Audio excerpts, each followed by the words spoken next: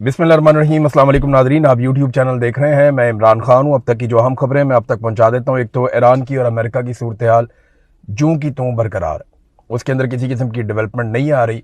ऐसा लगता है कि डोनाल्ड ट्रंप पहले मामले को ठंडा करना चाहते हैं और फिर मुज़ाकरात के अंदर जो चीज़ें उनको मिले उनको अपनी कामयाबी डिक्लेयर करके जो एक पॉलिटिकल डैमेज डोनाल्ड ट्रंप को हुआ वो उसको कंट्रोल करना चाहते हैं।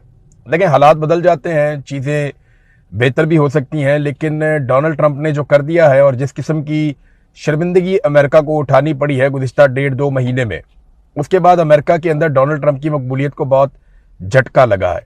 अब उन्हें फेस सेविंग कैसे मिलेगी, इसके लिए डोनाल्ड ट्रंप की जो सबसे बड़ी उम्मीद है वो पाकिस्तान से बंधी हुई है कि पाकिस्तान के फील्ड मार्शल या वज़ीर आज़म उन्हें कोई फेस सेविंग लेकर देंगे। लेकिन इस सारे के बीच में अमेरिका ने इसराइल और अरब इत्तेहादियों को $8.5 अरब से जायद मालियत के हथियार फराहम करने की मंजूरी दे दी है। ये अमरीकी महकमा खारजा की जानिब से खबर आई है और खबर ये बताती है कि अमरीका ने इसराइल को और जो अरब इत्तेहादी हैं, जिनमें यूएई भी है, कतर भी है, बाकी ममालिक भी हैं, अब इन्हें दिफाई साजो सामान जो है वो देने का फैसला किया है। $8.5 अरब के हथियार अगर अभी मिलते हैं इन ममालिक को तो इस चीज को इस जंग के साथ जोड़कर देखा जाएगा। वॉल स्ट्रीट जर्नल ने एक दावा किया है, ये अमरीकी अखबार है, आप जानते हैं डोनाल्ड ट्रंप आजकल जरा इस अखबार को पसंद नहीं कर रहे, लेकिन बड़ी लंबी तारीख है इस अखबार की, सारी दुनिया जानती है कि बड़ा इंपॉर्टेंट और बहुत पुराना अखबार है, इसकी एक क्रेडिबिलिटी भी है। इस अखबार के मुताबिक अगले हफ्ते पाकिस्तान में मुज़ाकरात का एक दौर हो सकता है, बल्कि यहां दावा किया गया कि अगले हफ्ते पाकिस्तान में मुज़ाकरात का अगला दौर होगा। लेकिन ऑफिशियली ना अमेरिका ने इसके बारे में कोई बात की है, ना पाकिस्तान ने इसके बारे में कोई बात की है, ना ही ईरान ने इसके बारे में कोई बात की है। देखिए, ईरान ने अपनी तजावीज़ पहले दी, डोनाल्ड ट्रंप ने उन्हें रद्द कर दिया, फिर ईरान ने दोबारा तजावीज़ दी, डोनाल्ड ट्रंप ने दोबारा उन्हें रद्द कर दिया। ईरान लगातार लचक दिखा रहा है और आबने हुर्मुज़ की एक तो ईरान ने बंदिश की हुई है ना, और एक अमेरिका ने नाकाबंदी की हुई है। अमरीकी नाकाबंदी इतना आसान काम नहीं है कि ईरान उसको सर्वाइव कर जाए लंबे अरसे के लिए। ईरान के ऊपर दबाव बढ़ रहा है और जैसे जैसे ईरान के ऊपर दबाव बढ़ता चला जाएगा, ईरान कोशिश करेगा कि मुज़ाकरात करके इस नाकाबंदी का खात्मा किया जाए या फिर लड़के खात्मा किया जाए। कुछ ना कुछ करके उन्हें इस सूरत हाल से अपने आप को निकालना है, क्योंकि अगर उनके कुओं से तेल निकलकर दुनिया तक नहीं जाएगा तो उनके पास कमाई का कोई दूसरा बड़ा जरिया ईरान के पास मौजूद नहीं है। तो ऐसे में जो मौजूदा ईरानी रजीम है उसके लिए भी एक बड़ा प्रॉब्लम है ना कि वो डोनाल्ड ट्रंप को तो फेस सेविंग चाहिए, लेकिन जो ईरान का मौजूदा रजीम है उन्हें भी अपने लिए एक फेस सेविंग चाहिए। देखें, ये बात हमें तस्लीम करनी पड़ेगी कि ईरान में जो मौजूदा हुकूमत है वो अवाम को कोई बहुत बड़े बड़े रिलीफ नहीं दिलवा पाई। दुनिया के साथ ईरान कटा रहा और इस रजीम की लड़ाई रही पूरी दुनिया के साथ, और अमेरिका की वजह से रही।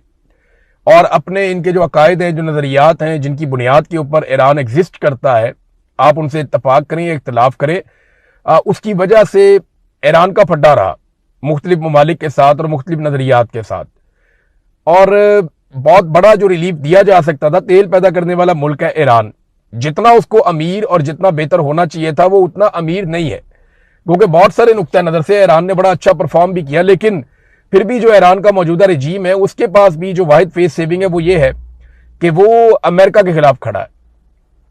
यानी उनकी पूरी मकबूलियत और उनका पूरा बयानिया ही वो ये है कि हम अमेरिका के सामने डट कर खड़े हैं, हमने जालिम के सामने झुकना कबूल नहीं किया। देखिए, ईरान जो है वो शिया अक्सरियत मुल्क है और ये जो हमारा अहले तशी का फ़िरका है, इस फ़िरके में ये बात बड़ी इंपॉर्टेंट है, क्योंकि ये अहले बैत का हर जगह पे नाम लेते हैं और वाक़या करबला को याद करते हैं। तो जब भी कभी कोई ये बयानिया बनाता है तो वो अहले तशी में बहुत मकबूल होता है कि वो डट कर खड़ा है और जालिम के सामने झुक नहीं रहा। अब ईरान की हुकूमत ने अपने मुल्क में ये बयानिया बनाया हुआ है जो मौजूदा रजीम है, और इस बयानिए को वो कभी नहीं छोड़ेंगे, तो उन्हें भी अपने लिए फेस सेविंग रखनी पड़ेगी। तो वो एक हद से ज्यादा लचक दिखा नहीं सकते। ये बड़ा बारीक काम हो रहा है मुज़ाकरात वाला। देखना यह है कि पाकिस्तान इसमें कामयाब हो सकता है और किस हद तक कामयाब होता है, अमेरिका को कितनी फेस सेविंग मिलती है। डोनाल्ड ट्रंप वहां पे रोला डाल देंगे, मैं जीत गया, मैं जीत गया, मैं जीत गया। यहां पे ईरानी जो है वो सेलिब्रेशन कर देंगे कि हम जीत गए, हमने जश्न मना लिया। तो ये इसी तरह होगा। लेकिन अमेरिका में एक बहुत बड़ा प्रॉब्लम ये है कि ईरान तो अपने मीडिया को कंट्रोल कर लेता है। ईरान में ऐसा कोई जमहूरियत नहीं है, यानी वो जैसे एक नॉर्मल जमहूरियत वाला सिस्टम होता है वो उससे थोड़ा मुख्तलिफ है। वहां पे वो कंट्रोल कर लेते हैं मीडिया को, चीजों को। लेकिन अमेरिका में ये कंट्रोल नहीं हो सकता। वहां पे मीडिया जो है वो धोखे रख देता है हुकूमत को। तो अमेरिकन कुछ भी कहते रहे, वहां की हुकूमत जितने मर्जी ताशे बजाती रहे, वहां का मीडिया बताएगा कि जनाब आपको बहुत मार पड़ी है और आप अपने मकासद में कामयाब नहीं हुए, जो जो आपने दावे और वादे किए थे वो आप पूरे नहीं कर पाए। ये प्रॉब्लम अमेरिका के साथ रहेगा। तो ईरान ने फेस सेविंग देनी है अमेरिका को भी, और खुद भी उन्होंने अपना जो मकबूलियत की उनके पास एक वाहिद बड़ी वजह है कि वो डट कर खड़े हैं, वो भी उन्होंने वजह अपने हाथ से नहीं जाने देनी। एक और चीज ये है कि ईरान को बिल्कुल अमेरिका पे भरोसा नहीं है। ईरानी फोर्सेस के बयान के मुताबिक उनके पास इस बात के शवाहिद मौजूद हैं और उन्हें ये शवाहिद मिले हैं कि जल्द अमरीकी जारहियत के नतीजे में दोबारा जंग हो सकती है, यानी अमेरिका दोबारा से कोई लड़ाई छेड़ सकता है और फिर कशीदगी बढ़ जाएगी, एक मरतबा फिर जंग शुरू हो जाएगी। अमेरिका ने कहा कि उनकी एयरफोर्स मुकम्मल तौर पर तबाह हो गई है, कुछ भी बाकी नहीं बचा। उनके हेलीकॉप्टर आते हैं, अब भी अटैक करते हैं, तो वो तो बाकी है अभी भी। फिर मिसाइल्स के बारे में जो कुछ कहा गया वो भी उल्टा हो रहा है। सीआईए की ये रिपोर्ट जो है ये बताती है कि अमेरिका के लिए जंग आसान नहीं होगी। अमेरिका अपने मिसाइलों का आधा जखीरा इस्तेमाल कर चुका है, ईरान के लगभग 70% बाकी है। तो ये एक अलार्मिंग सिचुएशन है। दोबारा लड़ाई लगती है तो डोनाल्ड ट्रंप के लिए, अमेरिका के लिए मजीद मुश्किलात होंगी। खासतौर पर देखें ना, अमेरिका के अंदर प्रेशर बहुत ज्यादा बढ़ता चला जा रहा है डोनाल्ड ट्रंप के लिए, क्योंकि वहां पे पेट्रोलियम मसनूआत की कीमतें बढ़ रही हैं। यहां इसके ऊपर एक रिपोर्ट भी आ गई है, बल्कि अमेरिका में सर्वे हुआ है और लोग काफी नाराज हैं डोनाल्ड ट्रंप से। अमेरिका में पेट्रोल की कीमतों में तारीखी इजाफे ने शहरियों की बड़ी तादाद को शदीद माली दबाव में मुब्तला कर दिया है। ये रिपोर्ट ये बता रही है कि 3 मुश्तरका सर्वे किए गए हैं अमेरिका में और शहरियों की बड़ी तादाद ने शदीद माली दबाव में होने का इशारा दिया। सर्वे में 81% अमरीकियों का कहना है कि ईंधन की बढ़ती हुई कीमतों ने उनके घरेलू बजट को मुतासिर किया है और ज्यादातर लोग यह समझते हैं कि डोनाल्ड ट्रंप इस सूरत हाल के लिए जिम्मेदार है। सियासी वाबस्तगी के लिहाज से जो डेमोक्रेट से ताल्लुक रखने वाले लोग हैं उनके 99% और 63% जो आज़ाद लोग हैं जिन्होंने अपनी राय दी, जबकि डोनाल्ड ट्रंप की अपनी पार्टी के 32% लोगों ने डोनाल्ड ट्रंप को इस सारी सूरत हाल के लिए जिम्मेदार करार दिया। अब आप यहां से अंदाजा कर लें कि 63% अमरीकी कह रहे हैं कि डोनाल्ड ट्रंप ही जिम्मेदार है इस बहरान का, जो बहरान इस वक्त पेट्रोलियम मसनूआत के हवाले से बढ़ती हुई कीमतों में अमेरिका को उसका सामना है।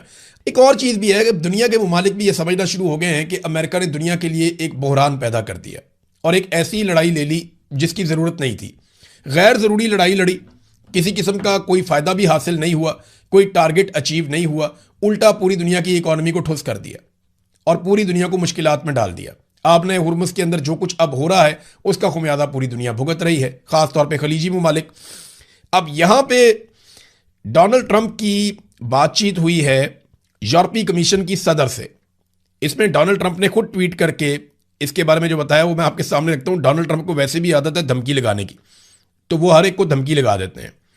वो कहते हैं जी हमने कई मौज़ूआत पे बातचीत की और हम इस बात पे मुत्तहिद हैं कि ईरान के पास कभी भी जौहरी हथियार नहीं होने चाहिए।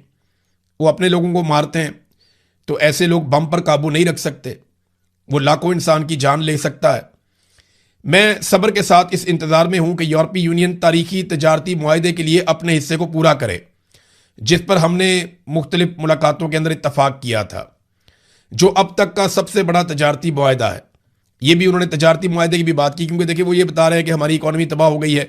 यूरोप का जो बंदा भी डोनाल्ड ट्रंप से बात करता है वो यही बात करता है कि ये क्या पंगा आपने डाल दिया, इसकी वजह से हमारी इकॉनमी को इफेक्ट हो रहा है। जब इकॉनमी की बात हुई तो डोनाल्ड ट्रंप ने अपनी ट्रेड की बात की अमेरिका के साथ उनकी, और वहां पे एक वादा था कि यूरोपीय यूनियन जो है वो टैरिफ को सिफर कर देगा अमेरिका के लिए।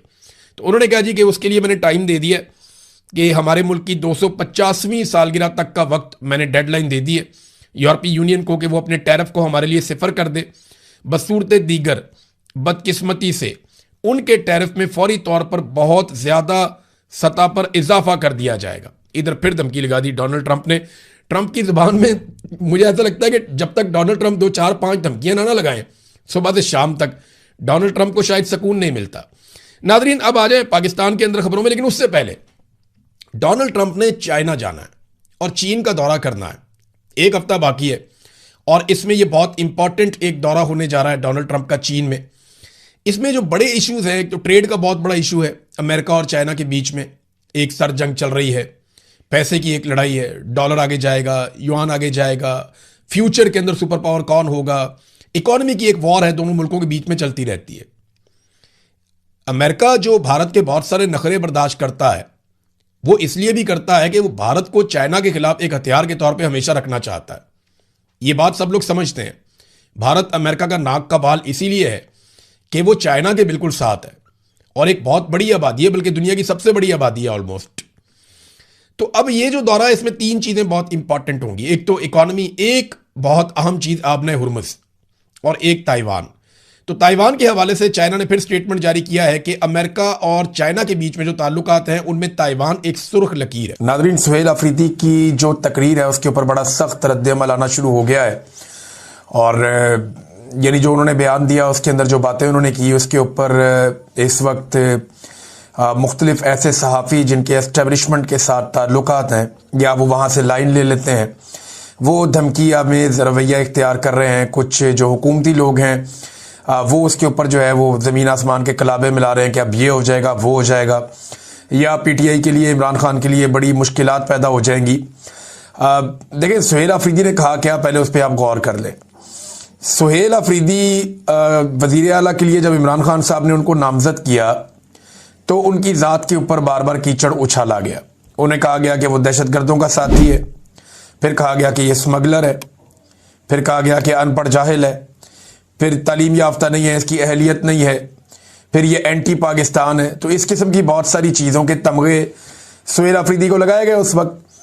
अब वो वज़ीर आला बन गया अवामी ताकत से, उसके बाद उसने उसका रद्द अमल दिया, और रद्द अमल देने से पहले उसने एक रिक्वेस्ट की जहाँ पे फायर फाइटिंग हो सकती थी कि ठीक है, मैं वज़ीर आला बन गया, आपने बदतमीज़ी भी कर ली, मैं वज़ीर आला भी बन गया, तो अब मुझे इमरान खान से मिलवाएं ताकि मैं जाऊं और जाकर अपनी पार्टी के मामलात और अपने सूबे के मामलात को चलाऊं इमरान खान के विजन के मुताबिक। लेकिन फिर उसकी मुलाकात भी नहीं करवाई गई। वज़ीर आज़म से उसकी बात हुई, वज़ीर आज़म ने उसके साथ इधर उधर की बात की, तो उसने कहा नहीं, मुझे इमरान खान से मिलवाएं।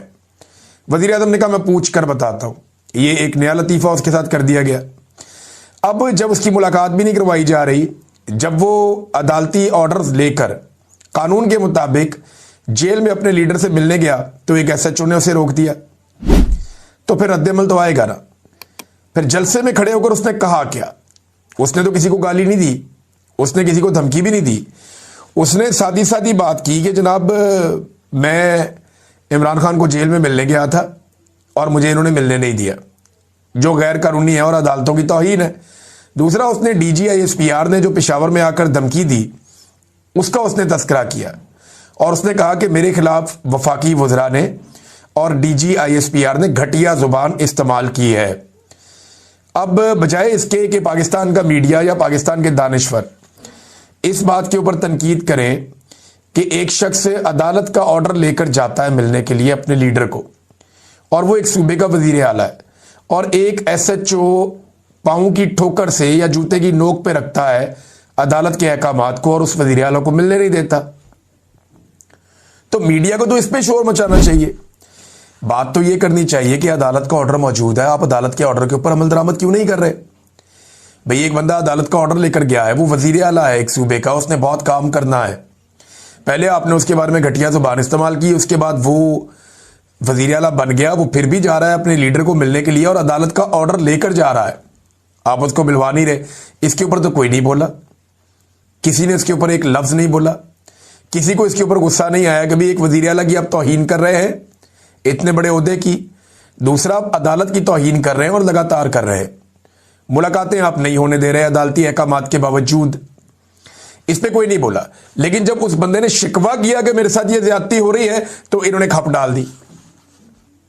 होता क्या है, पाकिस्तान की मिलिट्री एस्टेब्लिशमेंट का ना ये तरीक़ाकार है, ये बंदे लॉन्च कर देती है कोई भी एक्शन लेने से पहले कि अभी प्रोपेगेंडा करो, माहौल बनाओ, माहौल को गर्म करो ताकि हम गर्म लोहे के ऊपर चोट लगाए। ये एस्टेब्लिशमेंट का बहुत पुराना तरीका है। ये लोगों को मारते हैं मारते हैं मारते हैं, और जब लोग शिकवा करते हैं तो ये कहते हैं ये बदतमीजी है। यानी आप जितना मर्जी पाकिस्तानियों को मारें, पाकिस्तानी अगर आगे से शिकवा करेंगे आप हमें क्यों मारते हैं, तो इसको एस्टेब्लिशमेंट जो है वो बदतमीजी करार दे देती है। अब वज़ीर आला ने तो गैर कानूनी काम करने के ऊपर तनकीद की है कि आप ये कर नहीं सकते। DG-ISPR एक सियासी प्रेस कॉन्फ्रेंस करके गए जो उनका मैंडेट नहीं है, वो अपने हलफ की खिलाफ वर्जी कर रहे हैं। वो सियासी प्रेस कॉन्फ्रेंस नहीं कर सकते कि, लेकिन उन्होंने उसमें सियासी बातें की है, वो अपनी डोमेन से बाहर निकले हैं, जो उन्हें नहीं करना चाहिए था, ये उनसे बड़ी गलती हुई है। अब उसका रद्द-ए-अमल तो आएगा, तो उसका जब रद्द-ए-अमल आया और वो भी सिर्फ शिकवे की सूरत में आया, कोई गालम गलोच नहीं हुई, लेकिन गालम गलोच ब्रिगेड जो है वो लॉन्च की गई सीएम अफरीदी के खिलाफ। तो इससे होगा क्या, अब धमकियां लगाई जा रही है कि जी इमरान खान साहब को अब ये वाला नुकसान हो जाएगा इससे, या वो वाला नुकसान हो जाएगा इससे, तो पीटीआई के लिए अच्छा नहीं होगा। तो पहले पीटीआई के लिए या इमरान खान के लिए कोई बहुत अच्छा हो रहा है इस मुल्क में? एक ताज़ा मिसाल आप सुन लीजिए। इमरान खान साहब पे एक मुकदमा हुआ था 2022 में, जब उन्होंने आज़ादी मार्च निकाला था 25 मई 2022 को, आपको याद होगा, जब यास्मीन राशिद साहिबा पे और दीगर खवातीन पे पहली मरतबा लाहौर में बदतरीन तशद्दुद किया गया था। उनकी सारी गाड़ी जो है वो तोड़ दी गई थी, तमाम रुकावटें अबूर करके इमरान खान साहब डी चौक तक पहुंच गए थे। ये वो मैं दिन की बात कर रहा हूं, 25 और 26 मई 2022। तब इमरान खान साहब के ऊपर एक मुकदमा दर्ज किया गया था तरनौल में। ये जो मुकदमा था ये फरवरी 2024 में, इसमें इमरान खान साहब को बाइज्जत बरी कर दिया गया था अदालत की जानिब से। फरवरी 2024 को इमरान खान साहब बाइज्जत बरी हो गए थे। अब इस मुकदमे में भी पुलिस ने इमरान खान साहब का चालान जमा करवा दिया। जिस केस में कोई शख्स बाइज्जत बरी हो जाता है ना, वो केस उस शख्स की हद तक खत्म हो जाता है, फिर आप उस शख्स का नाम नहीं ले सकते उस केस के अंदर। इन्होंने क्या किया, इन्होंने चालान जमा करवा दिया। जितने भी कोर्ट रिपोर्टर्स हैं या जितने भी कानून और आइन को समझने वाले लोग हैं, वो सर पकड़ के बैठे हुए हैं कि इस रियासत को हो क्या गया है। ये एक पागलपन का शिकार हो चुकी है। एक मुकदमा जिसमें इमरान खान साहब को बाइज्जत बरी किया गया, उसी मुकदमे में पुलिस ने इमरान खान साहब को लगभग 1.5 साल गुजरने के बाद, पौने 2 साल गुजरने के बाद दोबारा चालान कर दिया। ये फरवरी 2022 की बात है, जब इमरान खान साहब को इस केस में बाइज्जत बरी किया गया था। तो ये नादरीन इनकी सूरत हाल है। अब इमरान खान साहब ने दोबारा एहतजाज का ऐलान तो करना है, और उस हवाले से कुछ चीज़ें जो हैं वो पाकिस्तान तहरीक इंसाफ में भी ज़ेरे गौर हैं, और इमरान खान साहब ने भी अहकामात जारी करने हैं। देखिए, इस मरतबा जो है ना, वो पंजाब का रोल बहुत इंपॉर्टेंट होगा, क्योंकि पंजाब से जो लोग एहतजाज करने निकलेंगे वहां से एक और मोमेंटम बनेगा। खैबर पख्तूनख्वा में जो 3 जलसे किए हैं ताबड़तोड़ नए वजीर आला ने, उनसे एक मोमेंटम खैबर पख्तूनख्वा में बना है। और अभी याद रखिएगा कि ये जो इजला है जहां पे जलसे किए सुहेल अफरीदी ने, ये वो इजला है जहां पे वो खुद वजीर आला मुंतखब हुए। कबायली इलाके हैं, करक का इलाका है, खैबर का इलाका है, ये उस तरफ जा रहे हैं। अभी ये मानसरा वाली साइड पे नहीं आए, अभी ये मालाकंड वाली साइड पे नहीं आए, अभी ये चित्राल या दीर वाली साइड पे नहीं आए, अभी ये सवाबी या मर्दान वाली साइड पे नहीं आए, जो पाकिस्तान तहरीक इंसाफ के बड़े जबरदस्त और मजबूत गढ़ हैं, जहां पे तहरीक इंसाफ ने नवाज शरीफ को शिकस्त दी है। और अभी तो ये डीआई खान में नहीं गए,